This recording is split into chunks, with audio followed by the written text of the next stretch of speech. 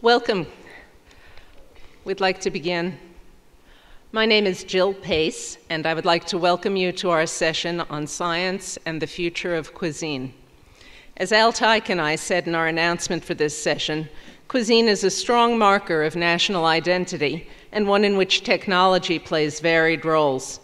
From what has been termed molecular gastronomy to sustainability, the advent of the chef scientist has been much in the news lately.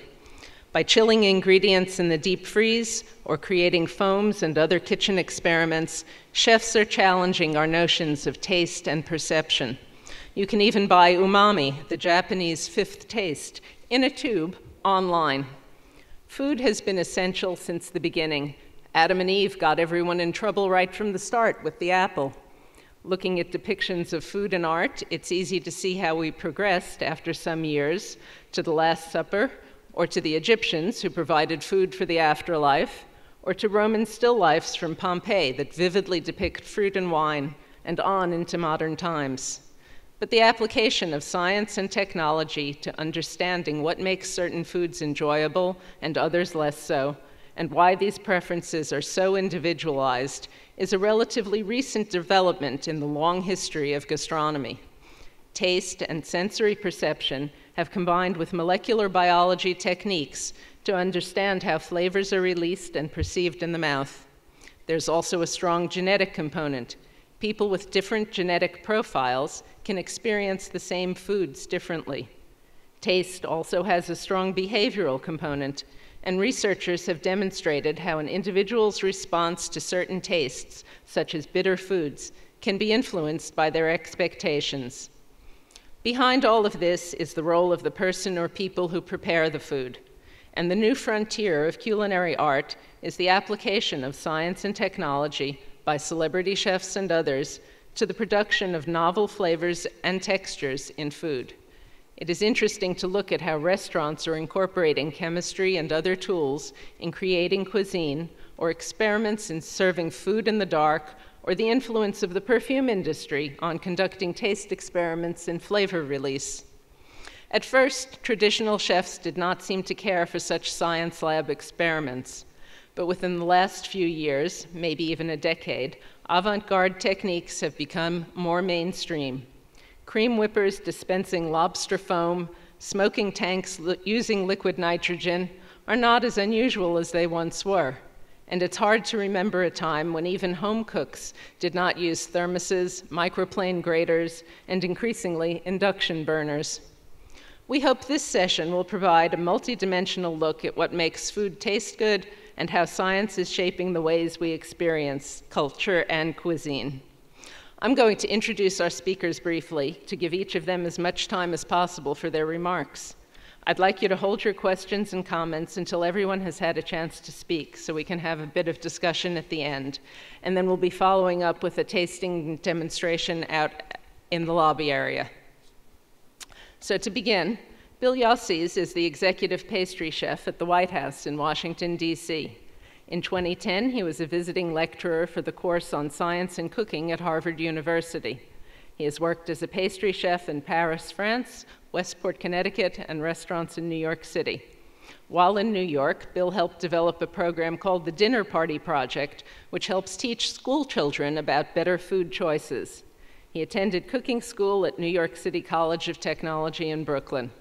A few weeks ago, Sam Cass, White House Assistant Chef and Senior Policy Advisor for Healthy Food Initiatives, taping a program for National Public Radio, called him the best pastry chef in the world. With that, I'd like to introduce Bill. Thank you. Thank you very much, Jill. Please. What an exciting time to be at this type of conference and to be a chef. Thank you. This week, or last week, one of the most significant developments in science in this century, or maybe the one before, took place, and confirming the existence of the Higgs makes everyone excited. You can't go to a party or watch TV without people talking about it. I'll just quote briefly from what the New York Times, which usually is very staid, they gave a very frothy sort of interpretation. That writer said, at its most basic, the ability to seek out the knowledge is celebrated by the discovery of the Higgs boson. This was one of the most remarkable intellectual adventures in human history. He goes on to say that the miracle of mass, hidden in what seems like empty space, has turned out that empty space is getting more and more interesting all the time. And so thinking of that when I was preparing for this conference, I realized that it wasn't always so, at least in my world. In the world of cooking, we used to learn a recipe, learn it exactly as we could, and if you ask, well, why does a mayonnaise form that way? Why do these things happen? Your chef would tell you, well, I don't have time to explain it right now. It just works. The translation is, I have no idea why it works, and I'm not about to go into it now. So a few years ago, maybe 20 years ago, that all changed basically because of the man who's sitting here in the middle of this table. And this was in the 1980s when I was working with a chef, and I was making a mousse. We always made mousse with egg whites or whipped cream. And that chef told me, you know, I heard about someone in France who explained how you can make a mousse without eggs or cream. Well, that was mind-boggling to me. And it's only recently that I was able to learn how to do it. And there's an example of it on the front of the table here. This is a cassis mousse, which you will taste later after the session. And it's only cassis puree with a little bit of modified soy protein whipped up into a mixer. It's an extraordinary thing that has lots of possibilities, and it's the type of thing which a person like Monsieur This talked about and made chefs excited, because for the first time he was explaining not only can we together understand how food reacts, but we can learn the basics and then make other things. So I'd like to make a few of the things that concept enabled today. So I'll start out, as Jill mentioned, how important cooking is, and we often think that science and food are recently something that recently showed up. Now the technology is, okay, let me go back. The technology is getting more advanced all the time, just as those incredible 1,000 physicists were able to confirm the existence of the Higgs boson. There's so many people working on food, and while they may not have the same sort of qualitative and quantitative machines to detect the flavors, the chef's aim is also a serious one, and that is to search for deliciousness. But this is not a new thing. Science and cooking are something that go back to the first people who were cooking, putting fire to meat and tasting it. In fact, it's been said that that whole process of cooking helped human beings to evolve, because we were able to ingest a wider variety of nutrients. Also, the toxins and bacteria that could have made our lives shorter were killed by cooking. So in a way, you could say that cooking really made us as a species. And recently, even more studies have been done about this, about the five senses, and specifically about taste. On the screen here, you'll see a study by Charles Zucker of Columbia University, who last September published this in Science magazine, in which he attached or did MRIs on mice and attached electrodes to their brain, poor mice.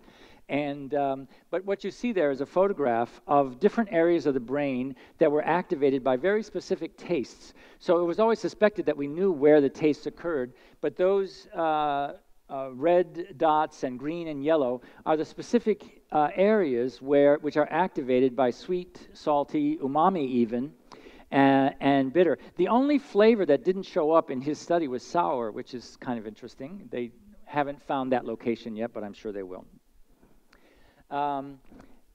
In this area of studies, of course, one of the most exciting kinds of study were the study of the human genome. And Richard Axel and Linda Buck received the Nobel Prize for their studies on the human genome. And their major area of concentration was olfaction. So you did have a picture of the olfactory nerves, and how it's interesting how incredibly ancient those nerves are. The first creatures had the ability to sense their environment, to predict whether something was prey or predator. And so that system in us as a species is incredibly old. And in fact, the olfactory nerve goes directly to the amygdala in the brain, which is the location of fear, the fight or flight reflex, and the emotions and memory, as Marcel Proust wrote about so eloquently in Du Côté de chez Swann. So we have a very interesting background as a species in terms of how we experience the world, and these five senses, including olfaction and taste, to determine what is good for us and what's not. So this is my example of the first sort of attempt at cooking with charcoal, and this is a popcorn kernel which pops open as you put heat to it. One of the interesting things, as Jill mentioned, was that so we know that science has given a lot to food. People like Mr. Thies have explained the very basic concepts of why these things work. And recently, food has given something to science too. So we started a program at Harvard University that was founded by Ferran Adria of El Bulli. The program was, not Harvard. So in which we used food as a way to describe scientific principles. And why I say that food helped was that this was a gen ed science course that used to have trouble getting people to sign up for it. You know, how many college freshmen who are English majors want to take physics? But when this program started, 350 people signed up in the first week, and another 350 went on the waiting list. So the physics professors were thrilled. The students were thrilled because they could eat their experiments. And it sort of turned into a very lively system, and now 4 universities use this food as a way of explaining science. So it's kind of a way for the public to get a handle on science and enjoy learning the more theoretical and difficult parts.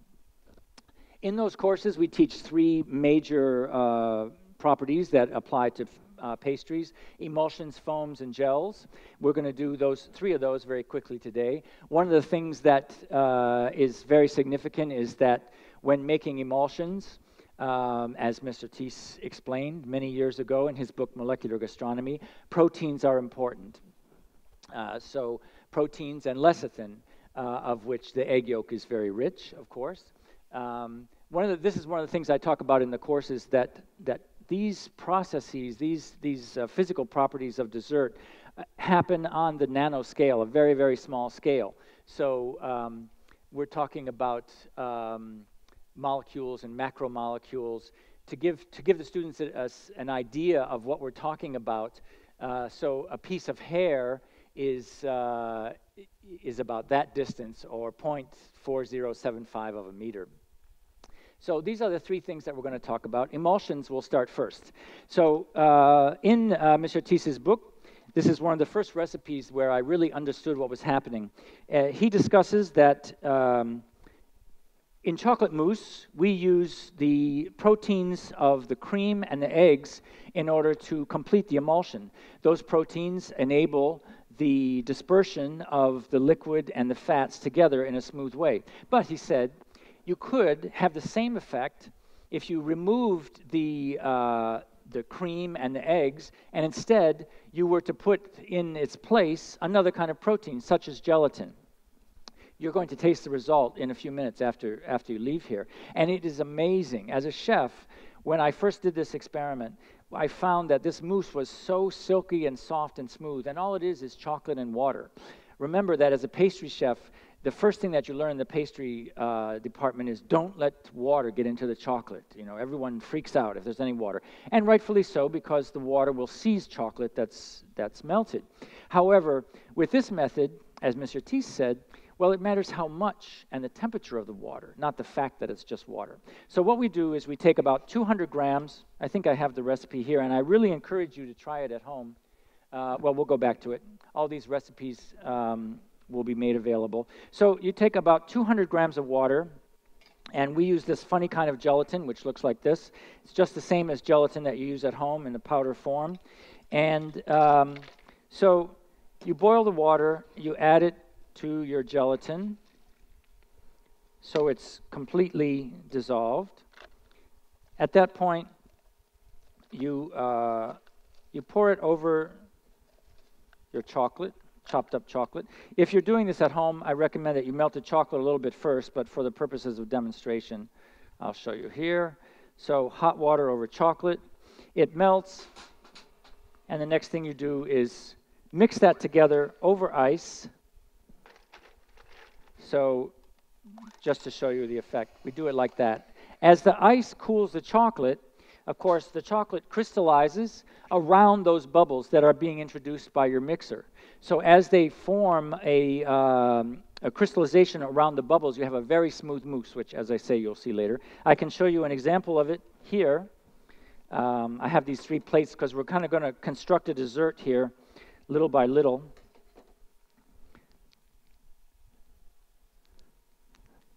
So of these 3 recipes that we're going to do, I'm going to, each time I'll put a sample of it here.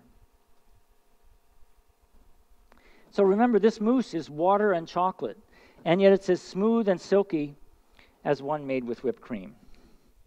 Of course, the flavor is very different too. You have the intense flavor of chocolate, and you have then just water, so it disappears in your mouth immediately. Okay. The emulsion happened because we added that protein, and so we learned how that reacted. The next thing I talk about in the courses are the power of lecithin and the ability of it to make foams easily. For example, this foam here that we made out of cassis.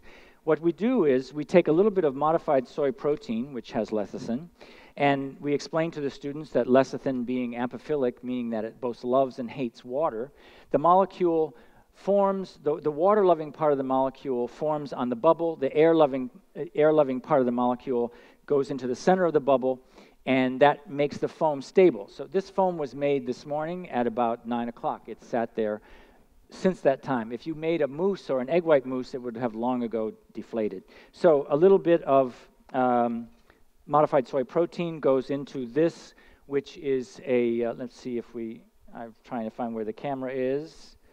Like doing it in a mirror or something. In any case, there we go. So you mix it together, and right away you can see that the bubbles are being trapped and maintained because the color is turning lighter. Where is that camera? There we go. The color turns lighter until it goes from this very deep purple to that lighter color of purple. So that's the way that we explain emulsions and foams to the students in our classes. I will just take and add this as we complete our dessert. So allow me to use a little bit from this portion here.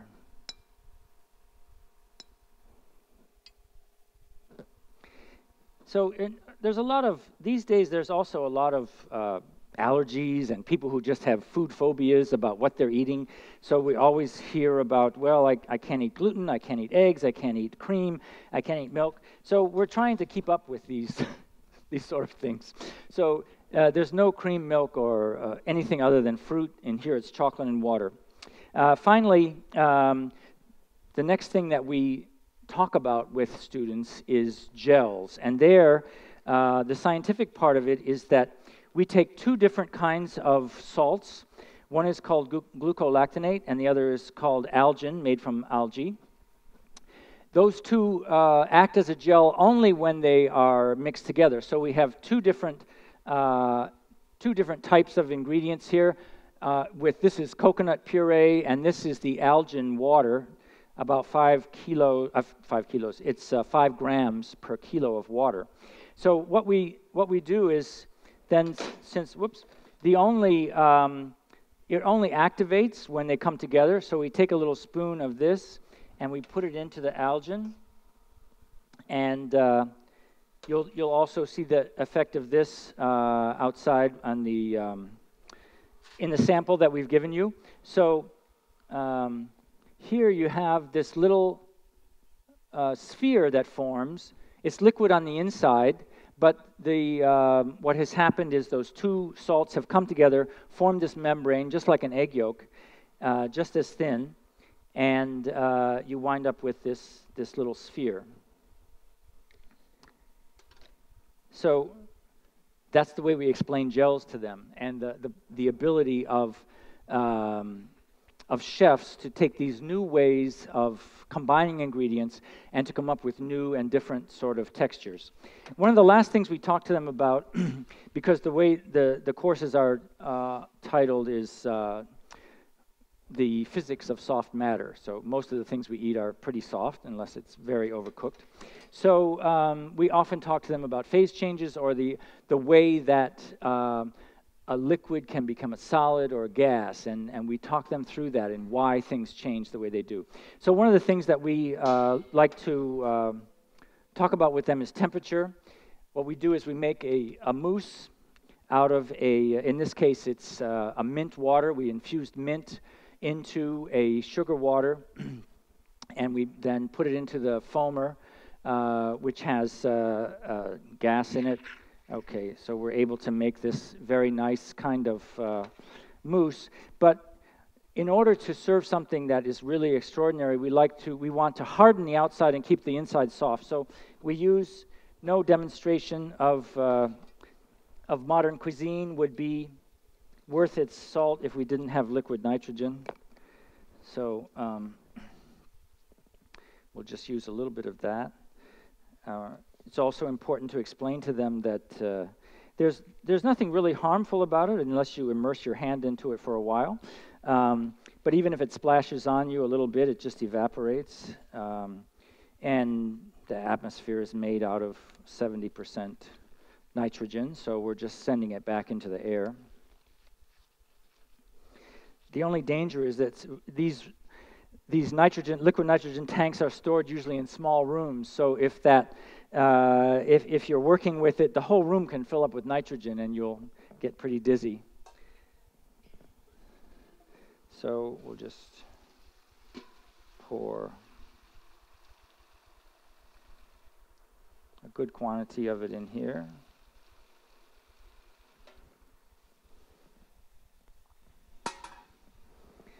From that point, we'll take our mousse and drop it in there.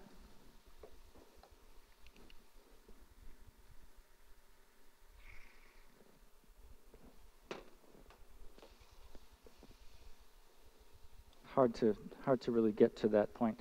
I'll fish it out in a moment, and you'll be able to see.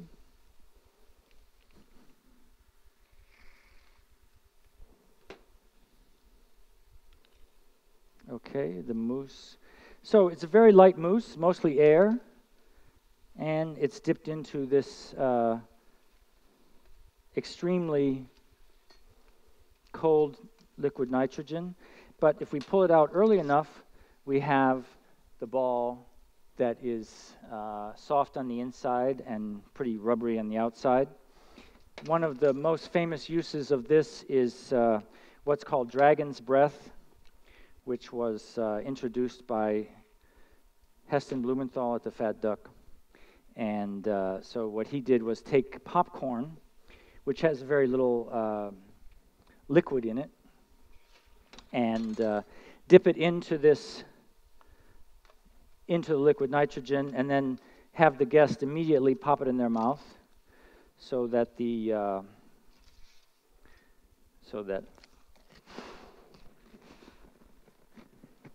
have that effect. Pardon me for talking with my mouth full.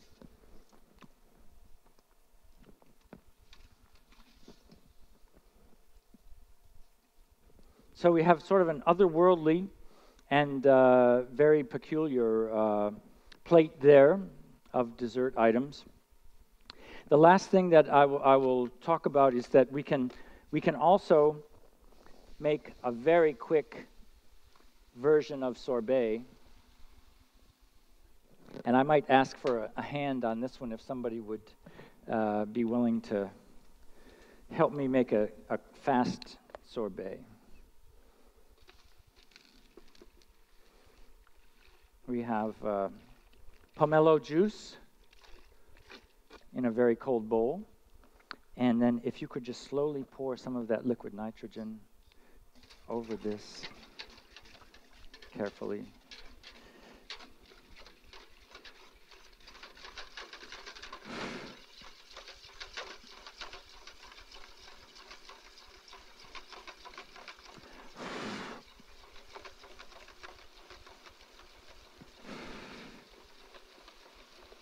Oh, that should be enough.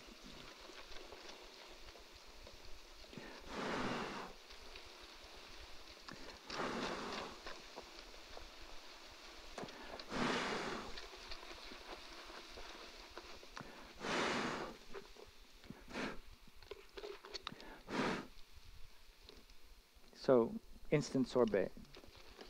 Thank you.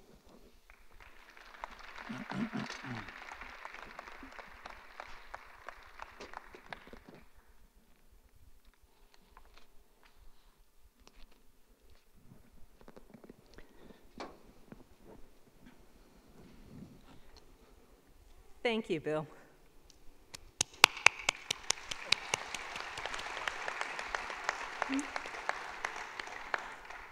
Hervé This joins us from AgroParisTech in Paris. He's a physical chemist whose main area of research is molecular gastronomy.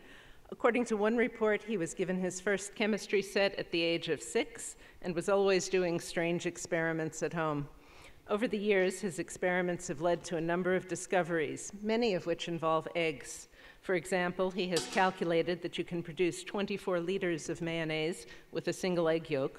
He has discovered the perfect temperature for cooking an egg, and he has figured out how to uncook an egg. Although his main focus is on physical chemistry, he also attributes great significance to the emotional aspects of cooking, as the title of one of his 7 books illustrates. Cooking is love, art, technique. Hervé?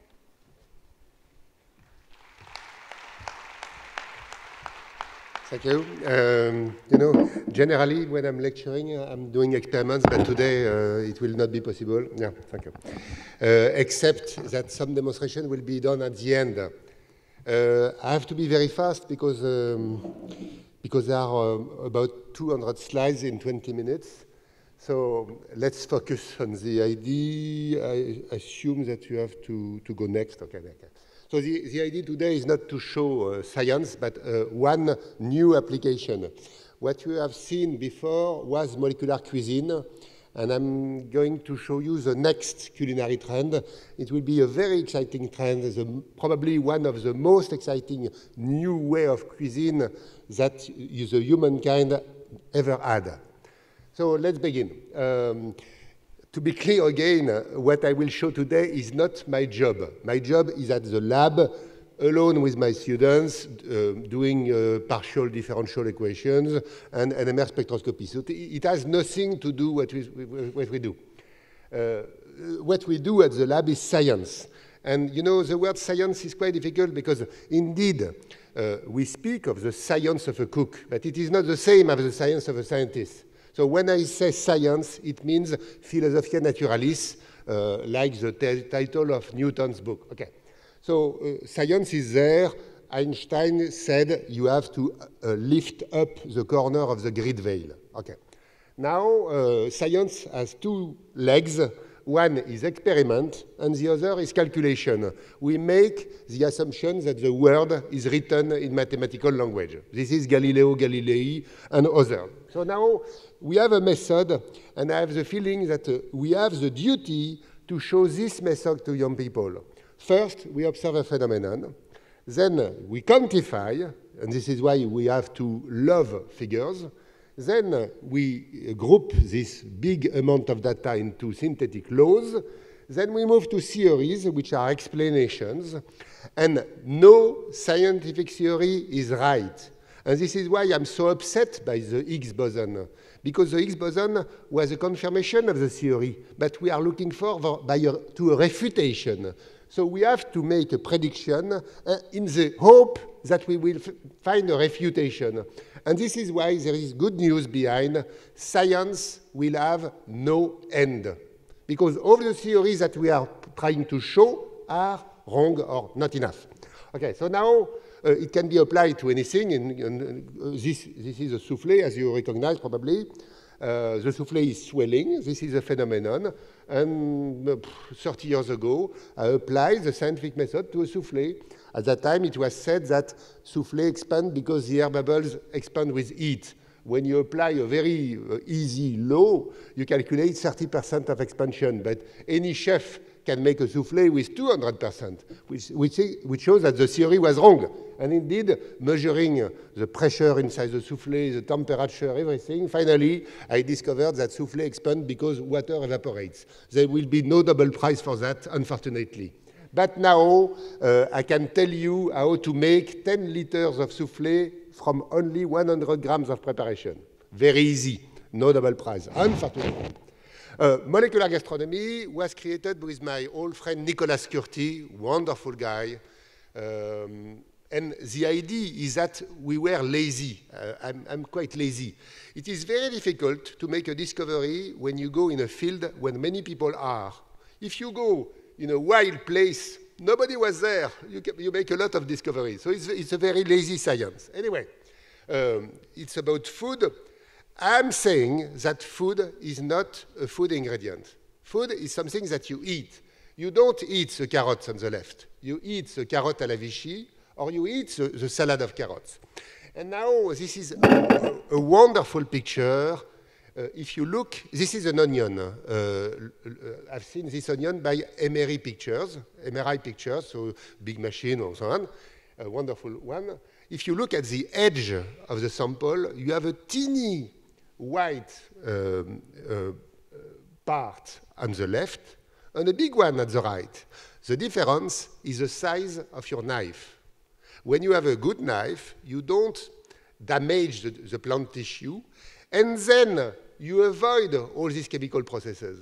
And this is why the Japanese chefs have very good ceramic knives, because the taste is different. So this is a wonderful discovery. The damage of the tissue is proportional to the size of the blade. Wow. Oh, this is molecular gastronomy, looking for the mechanism of, that occur during cooking. Okay. Now, in my lab, we focus on this question. It's boring for many people, so I will skip that and go back to an example. We had a PhD work on many students, so we make carrot stocks for 3 years. It's not over. The work is going on after 10 years now. We looked by NMR spectroscopy. We take samples, we get spectra, we analyze the compounds in carrot stocks. Why are these compounds out of the carrot? So we make curves, we make everything. We studied plant tissue, we have other spectrum, another spectra. And this is a new method that I invented recently. We take a thin sample of carrots, a teeny sample. We put that in the NMR machine, and in 10 minutes we get the same data than before in 5 days. So I'm very exciting. We have many questions, but we love questions. Otherwise, we would do another job. Okay. So let's keep that. Calculations are needed all day long. This is a pleasure if you love calculation. If you don't love calculation, go to do something else. So this is the explanation. This is molecular gastronomy. And now we have to move to cuisine, which is not science, but an application. Okay. I make a big difference between technique, which is cuisine, science, which is producing knowledge, and technology, which is looking at science for new information to apply in cooking. Okay? So there is the chef, the engineer, and the scientist. Now, node-by-node cuisine is not molecular cuisine. So you have seen a very beautiful demonstration of molecular cuisine. I will show you the definition of molecular cuisine is new tools, new ingredients, and new methods. But you apply that to the same carrots and meat that before. Okay. So if you want to see a full menu, this was done by Uwe Opochanski in Hong Kong. So we have a plate, unfortunately. Should we move out of the plate? Perhaps, because there is no reason to have plates. At the 21st century, there is probably another possibility. Then we had a paper menu. Why not an iPad? But anyway. And this is the mummy, again, the bird, the caviar. It's not a caviar, of course, it's algae nut pearls. Balancing meat. The chef is pouring water on the garden, but the water was not water, it was a sauce, and the garden, you could eat everything, even the pot. So when people say you don't have enough to eat at molecular cuisine, my wife was completely fed up at that point. Now we had again the pond under the sea, which is a very difficult dish to make because any ingredient was cooked separately. If you have professionals in this room, they understand perfectly what I say. Then we had another, I don't remember the name. Oh, I'm going on in the garden and the mist disappears. So it was very funny, wonderful. Then Alaska meat, then I don't remember the name, then I don't remember the name. Bed and breakfast, the apple, make up a beauty before dessert, but indeed it was a dessert. You could not eat the stone at the bottom, but you could eat the box. And finally, a big tree of candy syrup or candy sugar, I don't know how you say in English. But anyway, this is molecular cuisine. It's wonderful, it's innovative, but not so, because we are moving to the next. And the next is called note-by-note cuisine, like note of a piano, okay? The story is not very long. When I was young, in the east part of France, in Alsace, my grandfather had these wonderful plums that are called Mirabelle. Mirabelle are wonderful. You can trust me. Do you agree? Okay, wonderful. Okay, and my grandfather, because we had many Mirabelles or plums, he was making a brandy. Okay, but he was putting a stick of wood.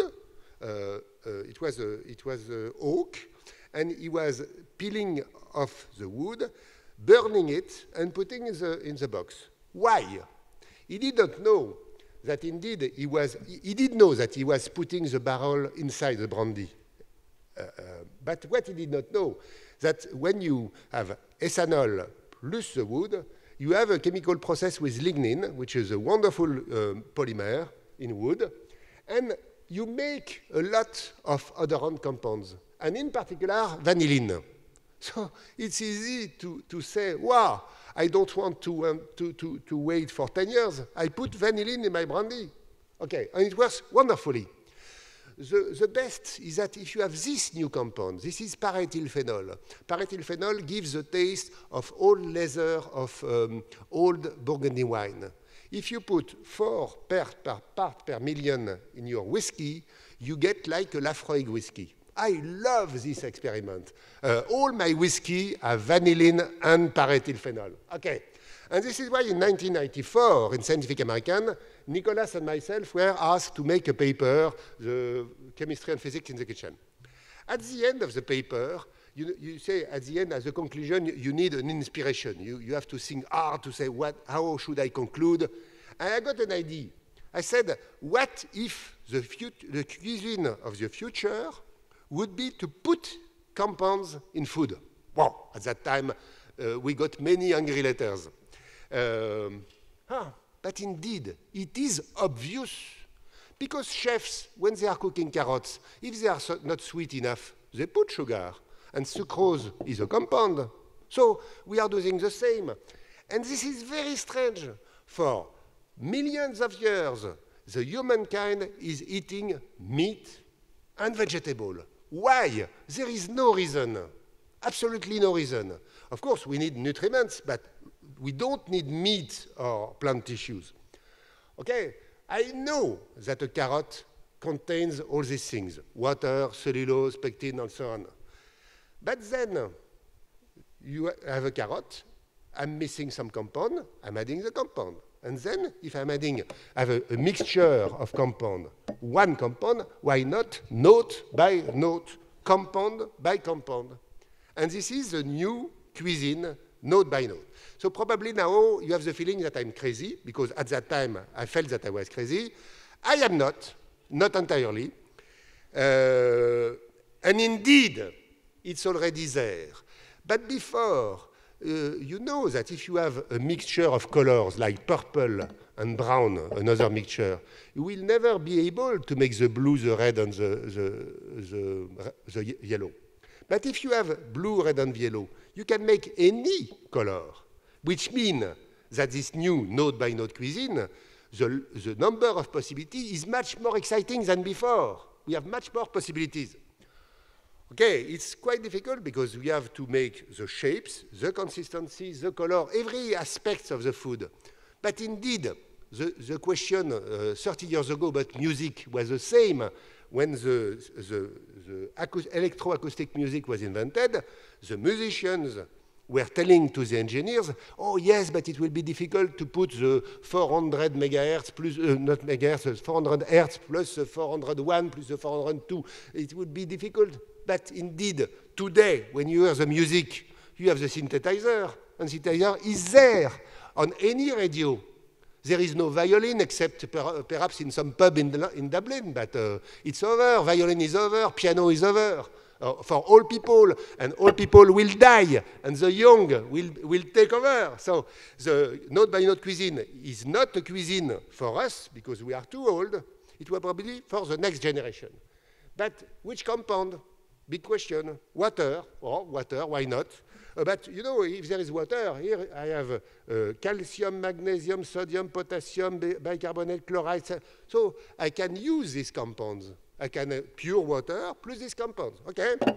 Now, tartric acid. I invite you to eat tartric acid, a tiny quantity, wonderful acidity. Wonderful. Glucose. I put glucose in all my sauces at home. Glycerol, I love glycerol. A tiny quantity in your food is wonderful. Excuse me, phenolics. Phenolics were said to be healthy. I'm not sure. Not all of them. Some of them are good. So, but it's a question of quantity. So the chef will have to learn how to use these compounds. Exactly as they did 20 years ago with molecular cuisine. So now the chef don't know anything, and they will have to learn. So some old chef will say, oh, not cuisine is not very good because, you know, it's not very good. Indeed, they are lazy. But the new chef, the innovative chef, will go on, and they will try make a discussion with universities. And this is very important. There will be a link between universities, research center, and the chef, and the public, and school. Anyway, this is ethanol, this is sucrose, this is fructose deanhydride. They are present in caramel, so you can use them. All these Maillard products. I'm very happy to show you. No, I cannot show you because I don't know how to make the pointer laser. Probably there. No. At the middle, in the Maillard process, you make hydrogen sulfide. Hydrogen sulfide is an awful gas, but there is very good news. It was published in PNAS 2 or 3 years ago that it is more efficient than Viagra. So I will probably use that in my food. And finally, node by node is already here today. My friend Pierre Gagnère made the first node-by-node dish in 2009 in Hong Kong. I wanted him to be the first because he's my friend, so I helped him for 6 months and produced a wonderful dish. Here is another picture without the blue color. And now, then in Alsace, we had 2 chefs making some. And then we had a full dinner in Paris. So node by node, this is a node by node meal. Not everything is node by node. There are some old stuff plus some compounds. For example, I was upset that they put some mushroom. Oh, why? There is no reason. It's completely useless. So anyway, there was a small asparagus, but why? Why an asparagus? I ate asparagus. Basil at the top contains some estragol. Estragol, or methylchavicol, is a dangerous compound. So I would prefer to avoid basil. There were raspberry. these guys, this one is wonderful. You have nothing to eat except compounds. Wonderful. It was very, very good. This was a beautiful dessert by Chef Bernardet, one of the best chefs, pastry chefs of France. This was a funny experiment. We were making sparkling wine, so it was easy. And then for the introduction of the International Year of Chemistry, we had a VIP dinner with 3 Nobel Prizes, ministers, and so on. And we had this wonderful meal. All is note by note there. And there are many questions. What about the name of such a dish? Because you cannot say beef and carrots. There are no beef, no carrots. So the title of this one was The Idea of an Oyster. There was no oyster, by the way. This one was a big soufflé, big like this. We had a huge part, and the sauce is entirely note by note. It took 10 minutes to make it. Very easy. I can give you the recipe. By the way, it's on the net. On the right, you have real meat. You see how full it is? It's so full. On the left, you have the note-by-note dish. The orange cylinder is not a carrot, by the way. They're only compound. And you see how beautiful it is? Okay. Then we had a dessert, and unfortunately, they put raspberries on. I ate that. So finally, again and again and again. This is not an egg, by the way. Oh, very interesting, because this was not an egg. There was a slight acidity. And the guest said, wow, your eggs is acid. But it was not more acid than a salad. And it was not an egg. So you see, the brain is shared between things, so we have to discover. So this was the second dish, this was the third one. The salad was a real salad, the real part is at the bottom. This was a wonderful dessert by Chef De Guigné. De Guigné is a real... So in the blue thing, there were many, many layers. So it was a very complicated dessert, wonderful. And again, and I'm happy to say that you will meet today Chef David Desplanques, participated to this event. So this is note by note. And this dish was not note by note. It was foie gras cooked in the dishwasher, but the sauce was note by note. The egg is at 67. It was intended to be at 67, but I can tell you that the egg is at 69 or 70. Now, this was not note by note. It was traditional salmon. And the guy was late because it took him a lot of time to make it. And the taste was not so good. And the dessert, and I guess that you will have the possibility today to taste the dessert, this dessert. The dessert is very, very, very easy. Okay. By the way, I can tell you that the products can be bought on internet. I have nothing to sell. I have no share in a company. So I'm very free to fight this wrong idea of nature. Today, people say, I love nature, I hate pesticides, and so on. It's a big mistake. We need more chemistry than ever. And this is why, having nothing to sell, I can tell you, we need chemistry, much more. And this is why this kind of cuisine will be the future. Just to finish, some picture of the last one in Montreal. This was a drink, wonderful drink. Then we had this beautiful boucher. This was very interesting because, you know, generally when you eat fat, you have a long fatty sensation in your mouth. In this case, it was full of fat, but at the end, you had only freshness. Because it was designed. So then we had another dish. And finally, this one, which is the one I prefer. It looks like nothing. The taste was like nothing. I cannot tell you the taste because there is no reference. So this new cuisine is exciting because it is not roasted chicken. This is not carrot puree. It's new. For art, very important.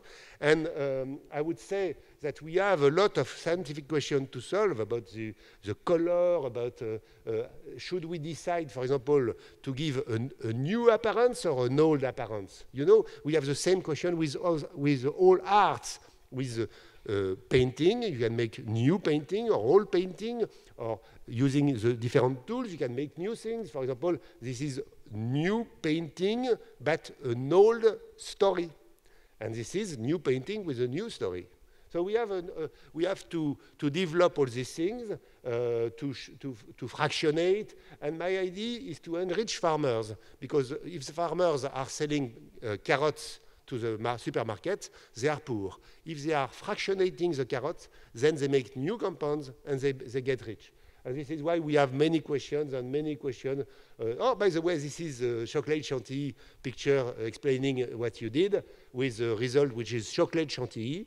And we made robots to make things. With this small robot there, we can make 500 billion possibilities. And this was applied to cocktails there. This is a prototype for a home machine. This is a microreactor at the center. By the way, this is an artificial orange. An orange means small bags full of orange juice. So small bags full of orange juice. This is an artificial meat. Meat are fibers full of water and proteins. They are fibers full of water and proteins.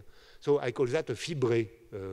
The shape, the color, the taste, the odor, the trigeminal, all this is wonderful.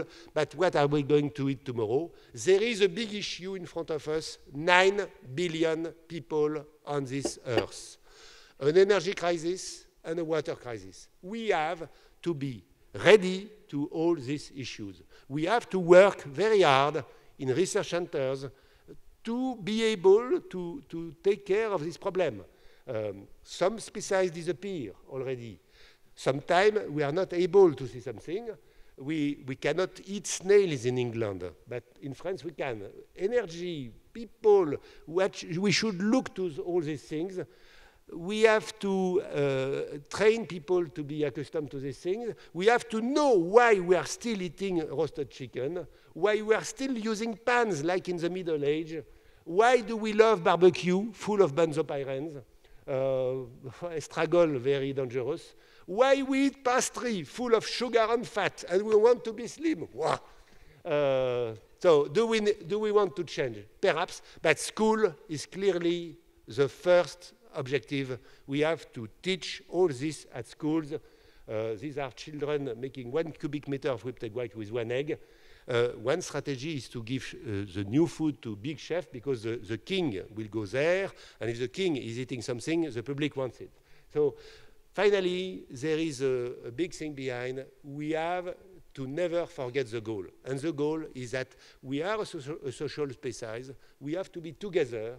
We have to kiss one another, to speak to one another.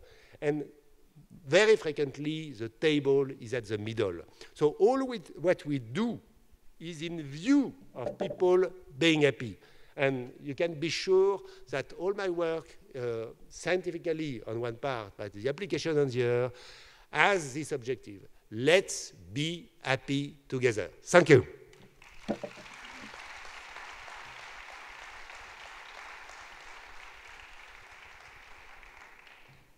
Much to think about and many good things to eat in our future. Our next speaker, Mark Post, is with Maastricht University in the Netherlands. He received his medical degree from the University of Utrecht in 1982. He was a senior investigator at the Inter-University Cardiology Institute of the Netherlands, and then came to the United States as a professor in medicine at Harvard Medical School, and then moved to Dartmouth Medical School, where he became a professor of medicine and physiology. In 2002, he returned to the Netherlands and has been chair of the Department of Physiology at Maastricht University Medical Center, chairman of the Dutch Society of Physiology, and currently director of the Cardiovascular Research Institute at Maastricht. He's also vice dean of the Department of Biomedical Engineering at Eindhoven University of Technology.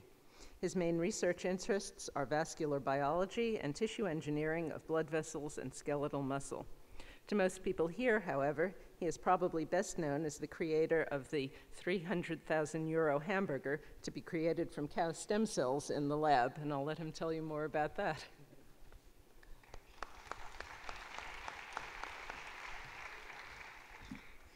Well, thank you. After these wonderful presentations, I'm going to do something slightly different. I'm going to make a traditional food, not a sort of note by note, but a traditional food out of sort of untraditional sources. And as you have heard, I'm a physician by training, so we use medical technologies, tissue engineering technologies to basically make food products. And why would we want to do that? Because we already have all these marvelous natural foods. Well, not many people know that we are sort of facing a meat crisis very quickly. We are already using 70% of our agricultural lands for livestock. And meat consumption is going to double, not only because of the 9 billion people, but also because of increasing welfare. And increasing welfare comes with meat-eating habits. We are going to double our meat consumption worldwide in the next 40 years, which is a staggering number. So that math is very simple. You cannot really keep up with producing that type of meat with traditional methods. And it's basically because these animals, pigs and cows, are very inefficient. They're basically obsolete technologies, if you like, in converting vegetable proteins into animal protein. Of course, we can all become vegetarians, or we all can become consumers of note-by-note cuisine, and you probably can make all sorts of meat-like tissues, but I'm working sort of under the assumption that people also 20, 30 years from now still want to eat the real stuff.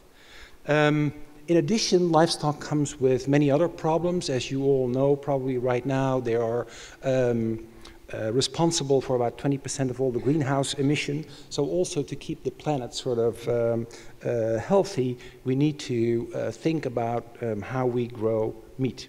And of course, there are animal welfare issues and antibiotics. You all know that. So there are many good reasons to rethink the way we produce meat. Now, from the medical field, and especially the stem cell technology and tissue culturing, we know that most of our organs, including our muscles, have their own stem cells, and they're sitting there waiting for an injury to repair. And they have this wonderful characteristic that they can divide. So you can basically multiply. If you can get your hands on these stem cells, you can multiply them many, many times, and from a small piece of meat can grow a large piece of meat. And of course, you have to extract them. You could do that through a biopsy, take only a couple of stem cells, take them out of the muscle, then expand them, and then somehow grow them into a tissue again. And again, if you do the math, these cells double and double and double and double, and so after 50 doublings, which is certainly not a difficult thing to achieve in the lab, you can get from one cell 10 to the 14th, or 3 times 10 to the 14th cells. I don't even know how to pronounce that, but it sort of equates to 10,000 tons of meat. So from small numbers of cells, you can generate a lot of meat. Now, of course, you need to optimize the growing, and so you can play with all sorts of sort of environmental characteristics of the growth procedure. One of the things that we thought initially, they grow typically in a muscle, and if you grow them in the laboratory on a stiff surface, that might change. Well, in fact, on a stiff surface, they even grow better than in real life, so that natural condition may not be the optimum. You need to feed them, which of course then equates to, or then sort of translates into, is that going to be more efficient? And we don't know quite yet, but at least we have all the variables under control in this environment outside of the animal, where we can start looking at the efficiency. Do these cells need all those nutrients? Are they better off with some of the nutrients and skip some of the others? Are they better off? Can they make different types of meat with, for instance, more polyunsaturated fatty acids that's healthier for us if you feed them in a different way? And again, this is not, it's not genetic engineering. This is just using the cells themselves to grow the tissue. And there are other possibilities as well. You can, for instance, combine algae growth. We have worked with algae extracts and feed them to the cells, and they thrive wonderfully well on it. So you can take a process such as algae growth and make the process eventually even more efficient. These cells are, these satellite cells, these stem cells are very interesting cells in that they sort of form their own tissue. If you put them in a gel, and you see that here on your left-hand side in a Petri dish, and you add anchor points, future tendons if you like, to that gel, they start to organize that tissue, there are cells in this gel, they start to organize that tissue within 24 hours in a muscle-type structure in between those tendons. And they start to develop tension, they actually start to contract, and they start to build up their own contractile proteins, which is basically what we eat in meat. And of course, some of you who exercise, maybe all of you, know that you sometimes have to stretch your muscles. I no longer know why we are doing that, because if we stretch these muscles in the lab, they all sort of die. And even if we stretch them at very small distances, with even sub-physiological distances, they all die. So that passive stretch is not good for them. That's one of those things that you find out. Of course, the whole objective is to grow more protein, so to let these cells produce a lot of protein and to get from this creature to this creature, basically. This is, by the way, a Blanc Bleu Belge cow. This has a natural mutation in a gene called myostatin that controls the hypertrophy of our muscles. So if you lose that gene, and the Belgian farmers now produce these cows, more or less, it's 90% of the meat industry in Belgium. If you lose that gene, the animals will become sort of Schwarzenegger animals. And of course, we can take the stem cells from these animals also and use that same property. We can also electrically stimulate them. That helps, that will beef them up a little bit more. And you are here on the right, you see the very typical sort of striated muscle type structure that is indistinguishable from the natural thing. However, of course, it is, so here you see it contracting. So it's live tissue when we grow it, of course. And you see that the protein production is up a little bit if you let it contract with electrical stimulation, probably not enough to make it worth the effort. This is how it currently looks like. These strips are about 3 centimeters long, about half a centimeter wide, and half a centimeter thick. And we need about 3,000 of those to produce our first, as Jill mentioned, our first 250,000 euro hamburger, which is going to happen sometime in November. And of course, we not only, when we eat meat, we not only eat muscle, but we also eat fat tissue. And maybe, you know, if you want a T-bone steak, can you do that as well? Or you want a shank, can you make marrow? And also in the medical field, all these technologies have been described. It might surprise you that we somehow feel the urge in the medical field to grow adipose tissue, fat tissue. We probably have enough of it. But it is being done, especially in plastic surgery. So also those technologies have been described and the stem cells have been described. So definitely we can make those type of tissues. And this is an example of one of those experiments where you grow fat tissue in the second lane over a course of 28 days, taking stem cells from fat tissue that you can take with the same biopsy. We're making small strips now. The reason for that is that we are dependent on the fusion to get nutrients and oxygen into the center of the tissue. So that's the limitation currently. So it's good for processed meat, which, by the way, is 50% of all the meat consumption. But we also can make blood vessels, artificial blood vessels, and create a channel system through which we can feed the nutrients and the oxygen to the inner parts of the tissue, and then create bigger slabs of steak, if you like. So this is one example. This is an artist rendition, how you would grow a hexagonal steak on an artificial bone with a perfusion system. If you combine that with the algae growth, these people have done some calculations on it with lots of assumptions, so you have to take it a little bit with a grain of salt. But theoretically, you can reduce the amount of land that you use for meat production tremendously by almost 90%, and the same is true for water and energy. So it has an enormous potential to be more efficient and to be ecologically sound. Of course, there are lots of issues. You know, are people going to eat it? Are people going to eat meat that is grown in the factory or in a laboratory even. And I just want you to consider, you know, let's say if you're 30 years from now, you see these two products in the supermarket, and they're exactly the same, they taste the same.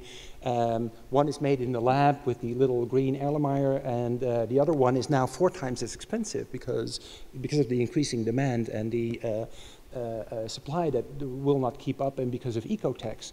And it also has this little label to sort of gnaw on your conscience that animals have suffered for this product. You know, what are you going to choose then? Are you going to stay with sort of the traditional product just because that's what you're used to, or are you going to be sensible and make the right choice? Of course, it has other possibilities, almost like sort of a note-by-note cuisine. You can concoct all sorts of other types of meat, combinations of meat, exotic meats, because every creature has these stem cells in the skeletal muscle. And then eventually we can keep on savoring our traditional meats with a sort of guilt-free conscience. I think that's it. I have some acknowledgements with sponsors and other people working from other universities on the same technology. And with that, I'd like to conclude. Thank you.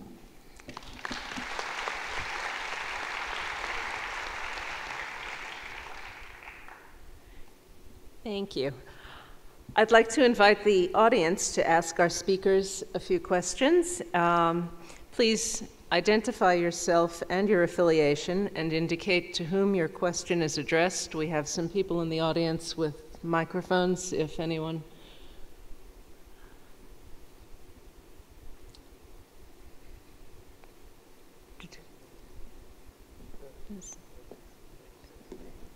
Down in the center?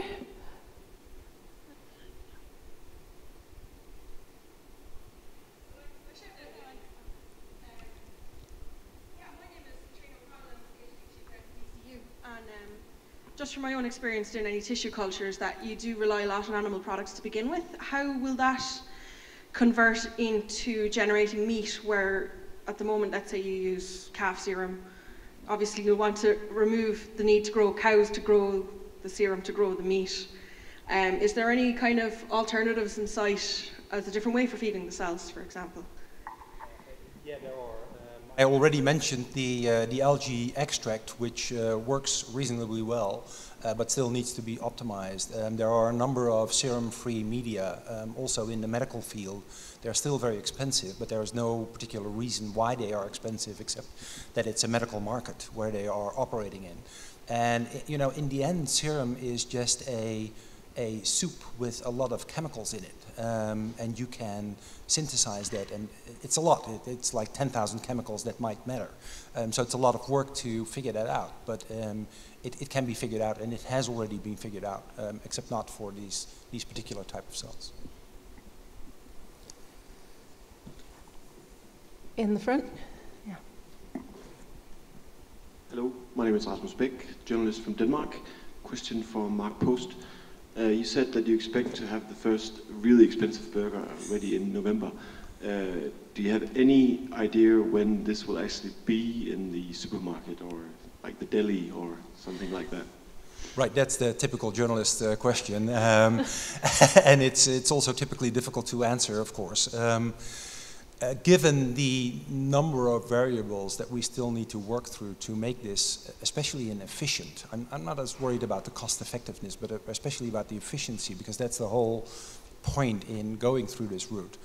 But to make the process more efficient, there are so many variables that you still need to work through that even with sort of unlimited resources, which unfortunately we don't have, it will still take in the order of 15, 20 years before we have it in the supermarket. Other questions? Hi, I'm Ruth Fonseca and I work in Denmark, and I'm a biochemist and I love eating. Therefore, this molecular gastronomy is for me very, very interesting. However, I have the salary of a scientist, and soon I don't think it's going to be increasing very much. Therefore, how affordable will be molecular food in the near future, like for people with reasonable, normal salaries? Is it affordable? I have to tell you that the chocolate chantilly, for example, is much cheaper than a chocolate mousse because you don't spend your money using eggs. For example, the polyphenol, you know, with the big soufflé at the end, there was a sauce. This sauce took 10 minutes. The products are very cheap, and you don't need energy because when you fractionate at the farm, you get the fractions. So first of all, you don't have, imagine that you are cultivating tomatoes in Spain and you bring them to Ireland.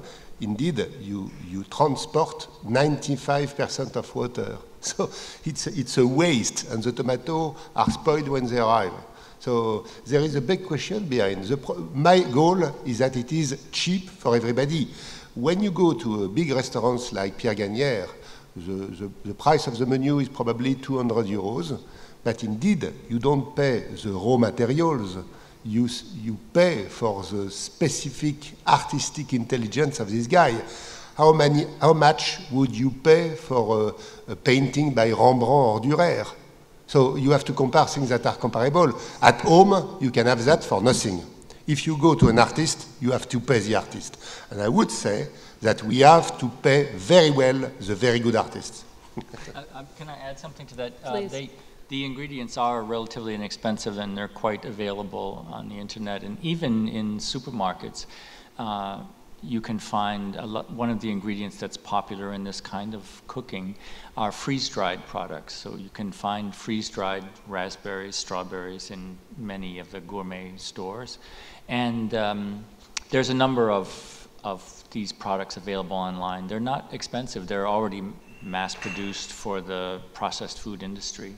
So as Mr. This said, what's expensive is the artist and the labor, but if you are willing to do a little bit of the research, and they're not difficult to perform at home.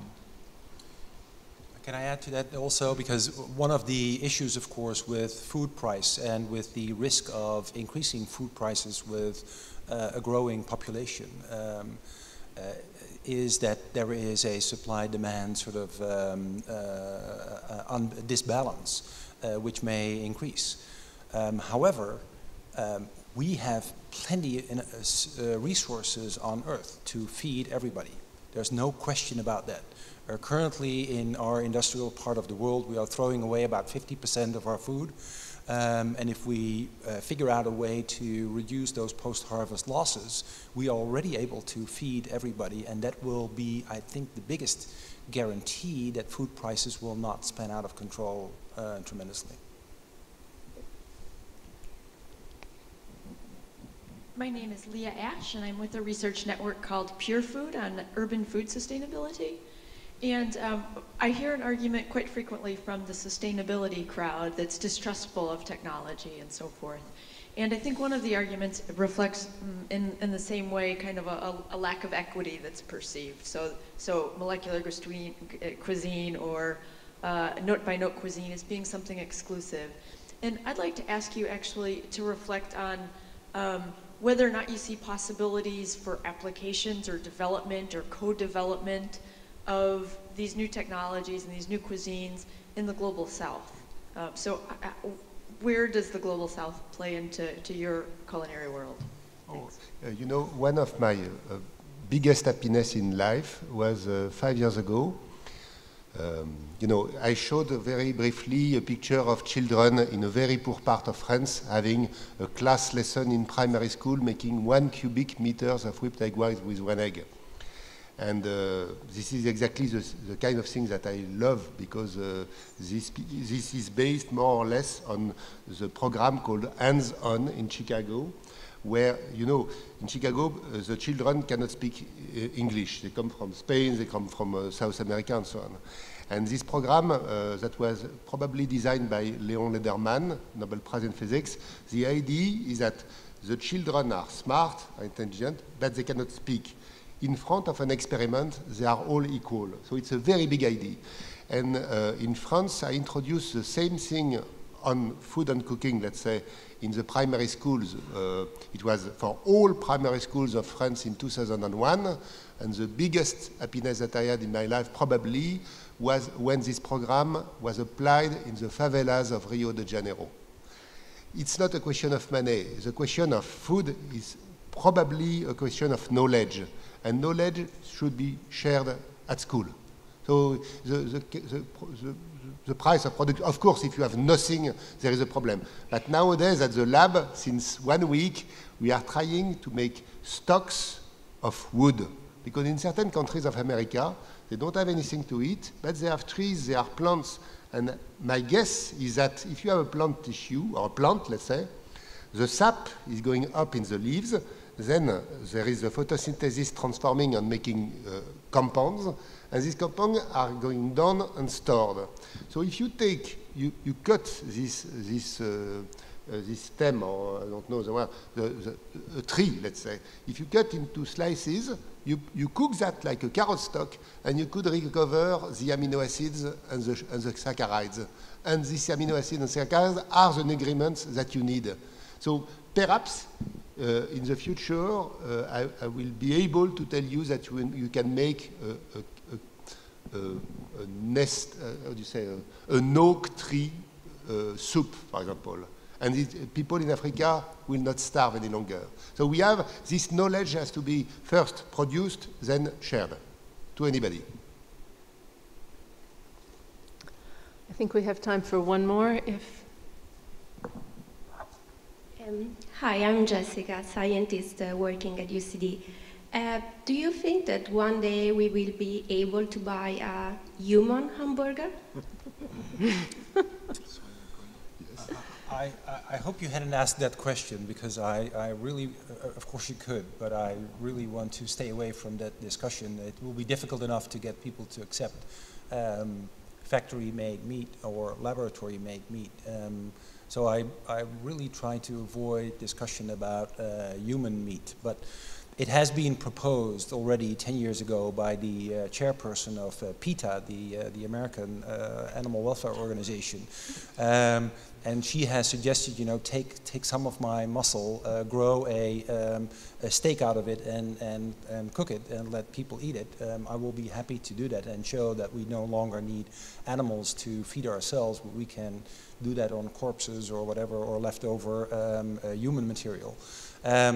It's conceivable, but I would like to keep that quiet for the time being. Well, on that note, I was going to say we are what we eat, but I'm not sure I want to end on that line. It's not always that simple. I'd like to thank our speakers and our audience and our ESOF hub and local hosts, and especially Eva Dowling for all her help, and invite you out into the hall where we'll have some additional demonstration tastings. The door out will be to my right, your left, and they'll be setting up outside there. So thank you again to our speakers. Thank you.